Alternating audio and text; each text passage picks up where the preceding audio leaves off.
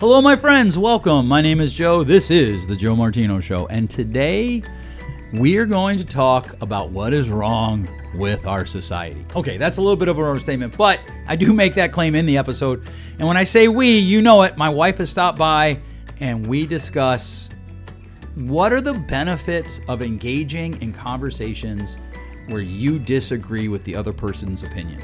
Let's kick it off. This is the Joe Martino Show. You're listening to The Joe Martino Show, a podcast dealing with all things emotional, relational, and human nature. Joe is a licensed counselor in the state of Michigan, specializing in relationship therapy. He is also the author of the book, The Emotionally Secure Couple. All advice offered in this episode is offered for entertainment and educational purposes only. Enjoy the show. All right, welcome back. I hope that your day is going well wherever your day is. Good news for you. My wife has stopped by once again to join us. Go ahead and say hi, Erica. Hello. And today we're going to talk about how do we tolerate distress. We're going to share a real life story from one of our daughters who might come on sometime when she can share her side of this story. And it's not a complete story yet. Like, we don't really know how the story turned out because part of it, the events happened on this very day that we're recording. And so I'm sure I'll check back in and maybe I'll share with you guys what happened in the future. So here's the thing, and Erica, we can just kind of talk this out. We've not really scripted this much. Recently, our daughter came to us, and she's in a class, I think it's on public speaking or debate. And one of the kids in her class is going to talk about how you can treat ADHD without medicine. One of our daughter's friends is on ADHD medicine and is just mortally offended that this kid's going to talk. And so they're going to go to the principal or to the teacher and get permission for our daughter's friend to sit in the hallway because she's really uncomfortable hearing this speech on why you can treat ADHD without medicine because she's found medicine to work for her. And I'm just going to tip my cards. If this is your first time ever listening to this show, this might come as a shock to you. For people who've listened for a long time, this won't be a shock to you. This is what's wrong with America. This is literally what's wrong with our society. You have to be able to endure and regulate yourself and hear things that you don't like. That's what free speech is. So I was already home. My daughter and my wife walk in, and I kind of came into this mid-conversation. So my daughter's like, well, she's just really uncomfortable. And so my question is, well, okay, where do you run that out? So she's uncomfortable about that. And there's a book that talks about how there were students that sued their law professor because he talked about rape in class, and they shouldn't have to sit through that. Mind you, they're learning to be litigators. And so my daughter's like, well, that's necessary for learning. And so then my question is, okay, well, where does this come up? And essentially my daughter's argument, she's a senior in high school. Her argument was, hey, you know what? She's uncomfortable. She shouldn't have to sit through it. Obviously, you disagreed with that because as you were walking in, you're disagreeing. Jump in here at any point. But I do think there's value for us. Like, we have to be able to engage ideas that we disagree with as a society. And we're not. We're not teaching that. We're losing out on it. And it's bothersome. Well, I made a comment to her, which I think upset her a little bit. Like, honey, that's not real life. Like, in real life, you are going to constantly come up against people who disagree with you. Joe, I think he's mentioned on here before, he jokes, I'm a hippie, right? He thinks I'm a hippie because I love essential oils and I will often choose to use that over medication sometimes. I mean, mostly because you are a hippie. But yeah, go ahead. Because I choose to use essential oils sometimes or natural approaches. There are people out there that would strongly disagree with me. And you have to get to a point where you can tolerate people disagreeing with you and thinking, great, they can have their opinion and I can respect their opinion and also continue doing what I'm doing. So for this girl, like, sweetheart, use your ADHD meds, but you should also be able to build up the stress tolerance to sit and listen to someone who has a very different opinion than you. I actually think that's how growth happens. That's how we sometimes even change our mind about something because we hear what somebody else has to say and they might offer an opinion we're not comfortable with, but it causes us to think and change. And that's a good thing. But if you avoid all that, guess what? There's no growth or change. Right. And I think the problem there is, as our daughter was like, well, she's uncomfortable. Yeah, but why is comfort the number one value? We seem to value fear, anger, and comfort above everything else in our society. And so if you're pro-mask or you were pro-mask during the pandemic, I just can't talk to people that don't believe in wearing masks. Or if you're anti-mask, well, I just can't talk to people that believe in wearing masks. To which I would always say to people, well, why? And if they were like, well, they're not making logical sense, okay, I can get behind that.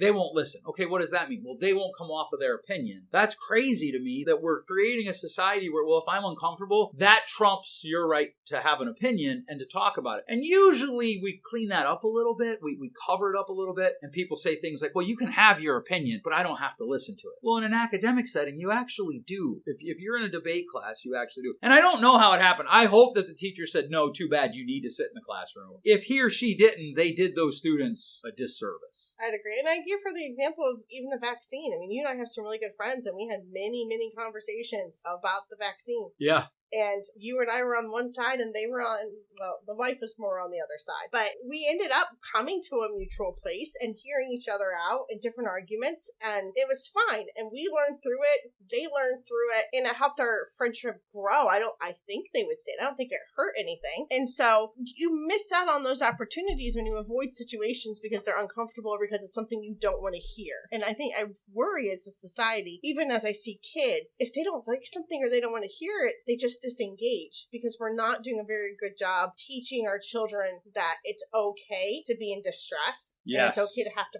process that distress. Yeah, and I've even had this work out in my life when the government went after the Washington Redskins, which is a professional football team, about changing their name. I thought it was the dumbest thing I'd ever heard. I was like they have they have all sorts of Indian names or native names or original names. Or my Indians happen to become the Guardians. Right. Well, that's to me is a little bit different than the Redskins argument. Because what I didn't know was the Redskins argument, or at least the term Redskin, somebody said to me, well, how would you feel if it was the Mississippi insert N-word? And I was like, well, obviously I wouldn't be for that. And they were like, well, the Redskin nickname was the equivalent of that during Cowboys and Indians times of America. And I looked it up, and sure enough, that is true. That was a derogatory term, right? And so, like, here I am engaging in a conversation with someone that I don't agree with on a lot of stuff. To be honest with you, that particular person, it's probably 50-50. But I was like, I don't know. I'm going to have to stop and think about that. And that's what people lose out on. If I disagree with you, you disagree with me.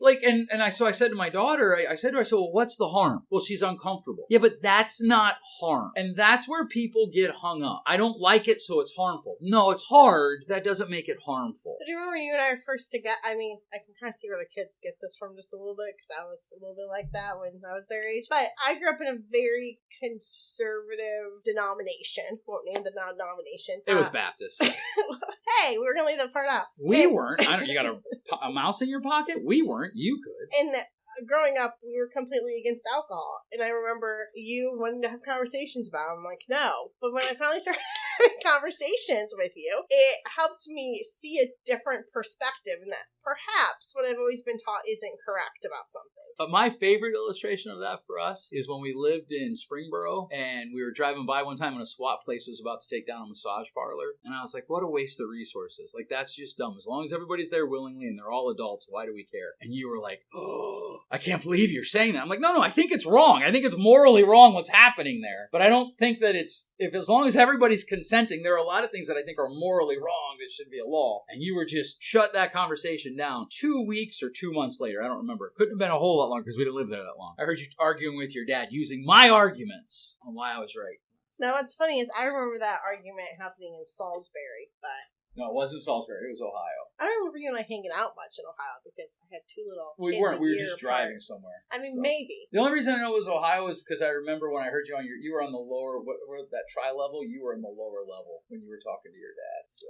Not how I remember. But, nonetheless. Yeah, given our memories, I'll go with mine. BC, I have a mind of an elephant. Yeah, that's true. That's not quite what I say, but it's close. But go ahead. But anyway, I think because we're uncomfortable or because it's something very personal to us and we stop to engage a conversation because of that, ultimately we miss out. We miss out on wisdom that could be given to us. We miss out on a growth opportunity. The truth is, it's just a position of arrogance, right?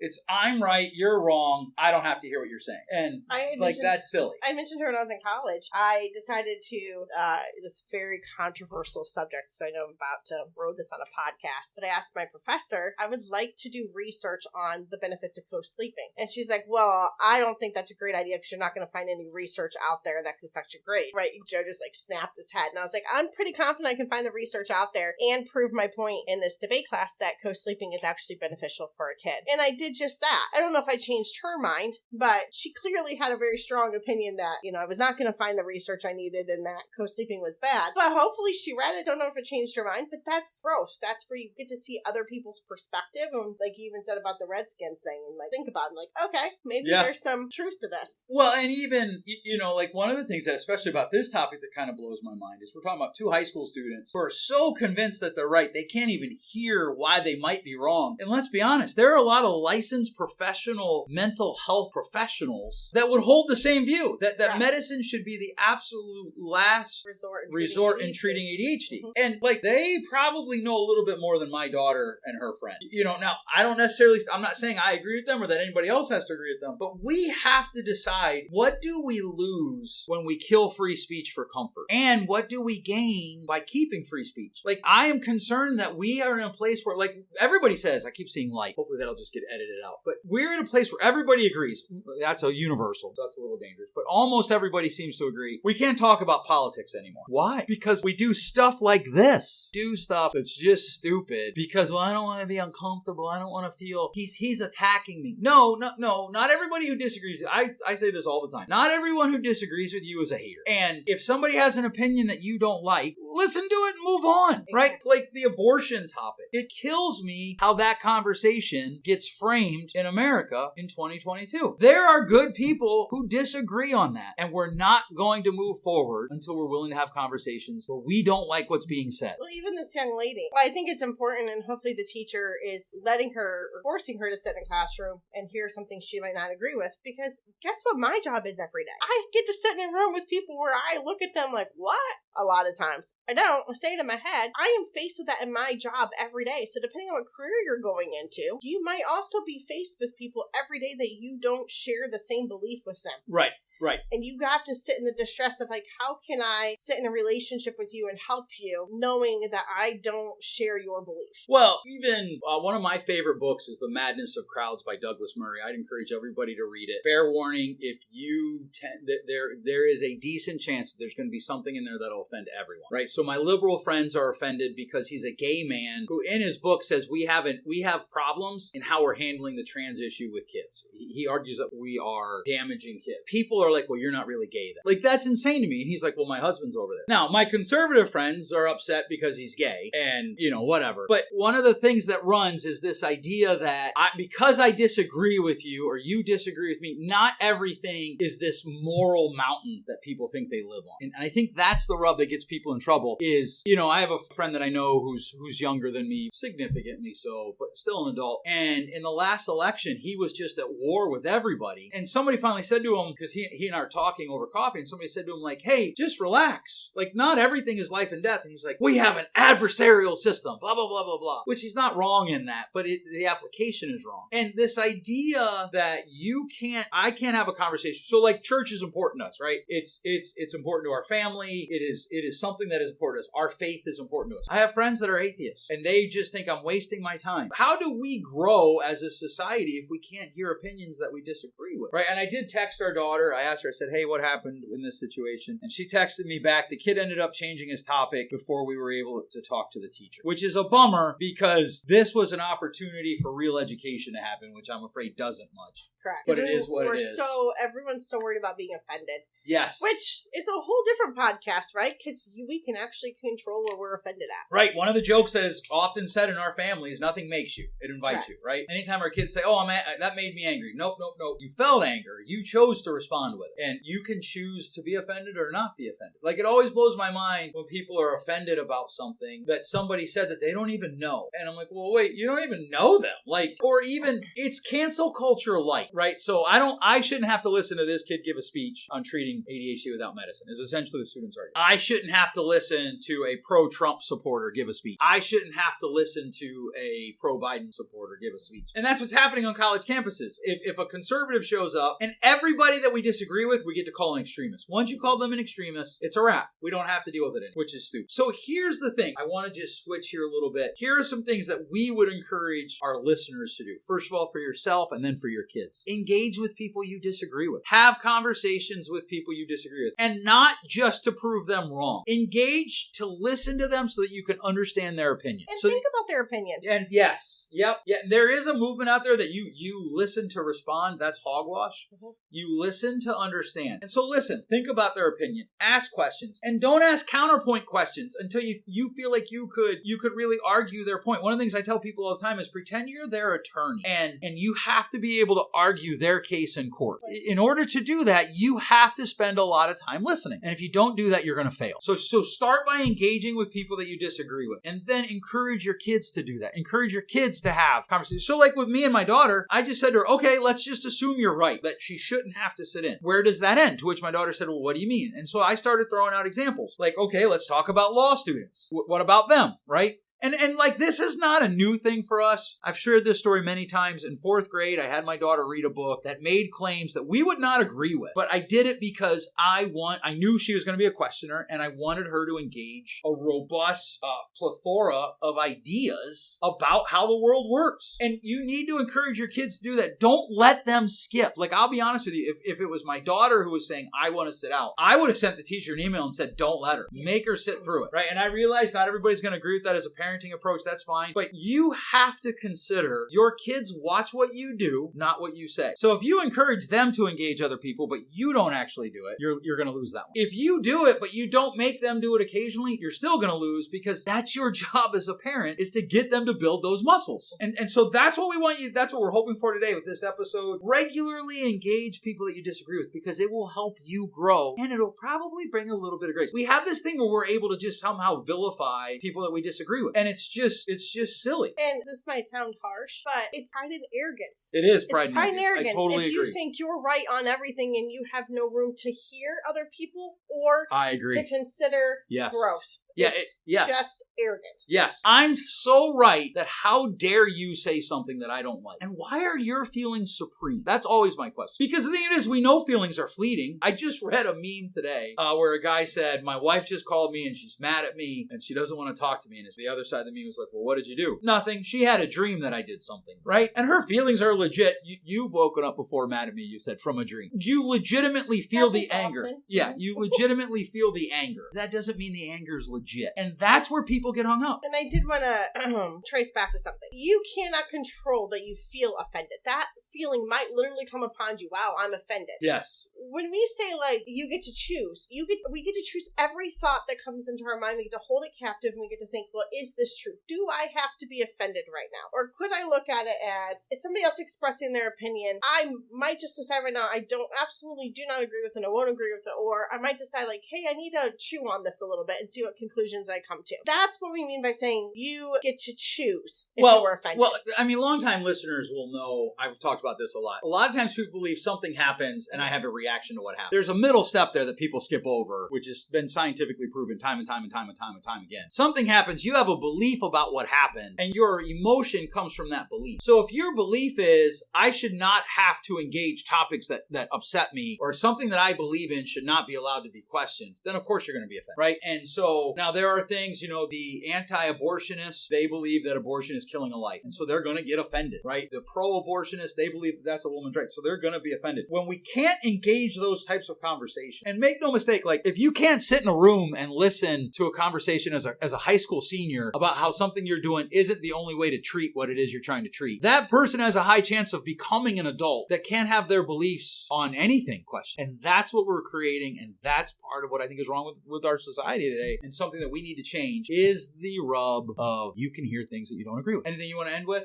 I just think it causes more anxiety and depression when you actually don't allow yourself to hear things you don't agree with. Because shutting yourself down and just sticking to one belief, I just think it feeds it in you. You actually have an ability to release that. When you hear other people's opinion, because it helps your brain process and learn different things we know, the brain, right? The more we engage things that are harder, the more we engage information that we've never heard before. There's actually research out there shows that it decreases your chance of getting like dementia and Alzheimer's later in life. So there's a lot of health benefits to just engaging things that you don't it's like any other muscle, right? Like this time of year, lots of people are going back to the gym and they haven't been to a gym in 6, 8, 10, 12, 15 months. They go back to the gym. Are you talking about me? Because I went back to the gym today.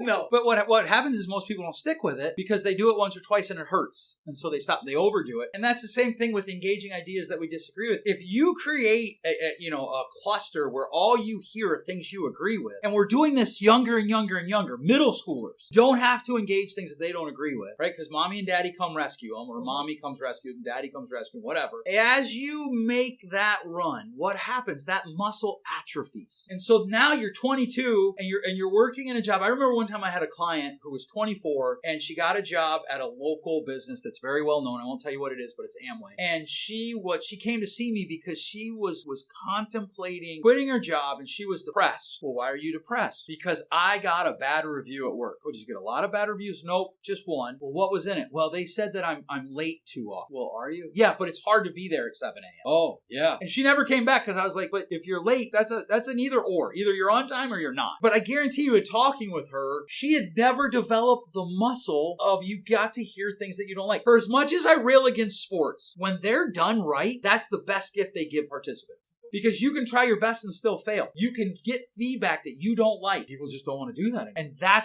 we're struggling as a society. And look, it's not just stuff like this. Like we have a friend that would post stuff on social media. And then if anybody disagreed with him, he would just delete it, just gone. And then he'd come back and then he'd delete and then go back. You have to engage ideas that you disagree with. Not all the time, but it should be a regular part of your practice just for good mental health so that you can build that muscle. And help your brain, not... Well, that's what I'm saying. When I say that muscle, I mean your brain. Don't keep you from getting dementia later in life. So maybe. Look at that. We help people. Maybe. That research looks a little sketchy to me. When you look at the numbers, did you look at the sample size? The one study I looked at, since I looked at it. The one study I looked at when Bob gave me the paper, the sample size was less than 100. Oh, that's and not I was like, whoa, that's a really small. I even pointed out that he's like, that's a small sample size. Well, I'll have to look it up again. There you go. Yeah.